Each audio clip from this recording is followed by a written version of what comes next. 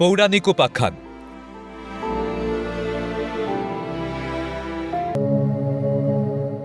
কুরুক্ষেত্রের যুদ্ধে শ্রীকৃষ্ণ কি কি কৌশল অবলম্বন করেছিলেন?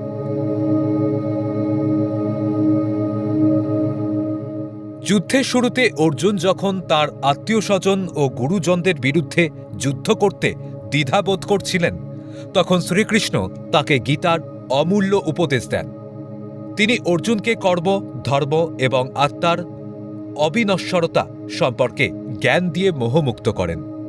শ্রীকৃষ্ণ প্রতিজ্ঞা করেছিলেন যে তিনি যুদ্ধে অস্ত্র ধরবেন না। তিনি অর্জুনের রথ নন্দীঘোষ পরিচালনা করে তাকে কঠিন বিপদ থেকে রক্ষা করেন এবং যুদ্ধের কৌশলগত দিক নির্দেশনা দেন। কুরুক্ষেত্রের যুদ্ধে পাণ্ডবদের বিজয় নিশ্চিত করতে শ্রীকৃষ্ণ বেশ কিছু কৌশল বা চালাকি অবলম্বন করেছিলেন, যা যুদ্ধের মোড় ঘুরিয়ে দিয়েছিল। কৌশল নম্বর 1। যুদ্ধের আগে কৃষ্ণ দুই পক্ষকে সমান সুযোগ দিয়েছিলেন। হয় তাকে একাকী অস্ত্রহীন অবস্থায় নেওয়া, না হয় তার বিশাল নারায়ণী সেনাকে নেওয়া। অর্জুন কৃষ্ণকে বেছে নিয়েছিলেন, যা যুদ্ধের ফলাফলে বড় প্রভাব ফেলেছিল। কৌশল নম্বর 2। ভীষ্মকে পরাজিত করা প্রায় অসম্ভব ছিল। তিনি প্রতিজ্ঞা করেছিলেন কোনো নারী বা নারী দেহধারীর বিরুদ্ধে অস্ত্র ধরবেন না। কৃষ্ণ অর্জুনকে পরামর্শ দেন শিখণ্ডীকে ঢাল হিসাবে ব্যবহার করতে। শিখণ্ডীকে সামনে রেখে ভীষ্ম অস্ত্র ত্যাগ করেন এবং সেই সুযোগে অর্জুন তাকে বাণবিদ্ধ করেন। কৌশল নম্বর 3। দ্রোণাচার্যকে অস্ত্রহীন করতে কৃষ্ণ একটি পরিকল্পনা করেন। ভীম অশ্বত্থামা নামের একটি হাতিকে বধ করেন এবং যুধিষ্ঠিরকে দিয়ে ঘোষণা করান অশ্বত্থামা ইতি গজ, অর্থাৎ অশ্বত্থামা নামের হাতিটি নিহত। কিন্তু কৃষ্ণ শঙ্খধ্বনি করে গজ শব্দটি অস্পষ্ট করে দেন।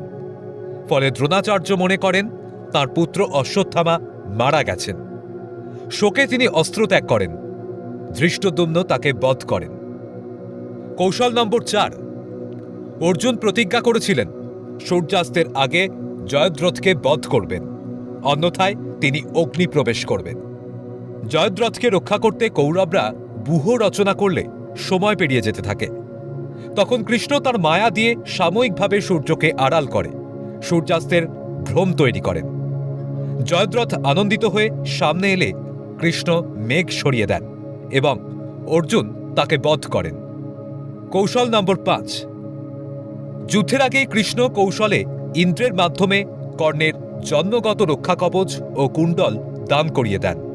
এছাড়া যুদ্ধের 14তম রাতে ঘটোৎকচকে দিয়ে কর্ণের ওপর প্রচণ্ড আক্রমণ করান, যার ফলে কর্ণ বাধ্য হয়ে অর্জুনকে মারার জন্য সংরক্ষিত অমোঘ একগ্নি শক্তি ঘটোৎকচের ওপর প্রয়োগ করেন।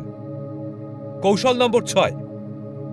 গদাযুদ্ধের নিয়মানুযায়ী নাভির নিচে আঘাত করা নিষিদ্ধ ছিল, কিন্তু ভীম ও দুর্যোধনের যুদ্ধের সময় ভীমকে জয়ের সংকেত দিতে কৃষ্ণ নিজের উরুতে আঘাত করে ইশারা করেন। সেই ইঙ্গিতে ভীম দুর্যোধনের উরু ভেঙে দেন, যা তার মৃত্যুর কারণ হয়।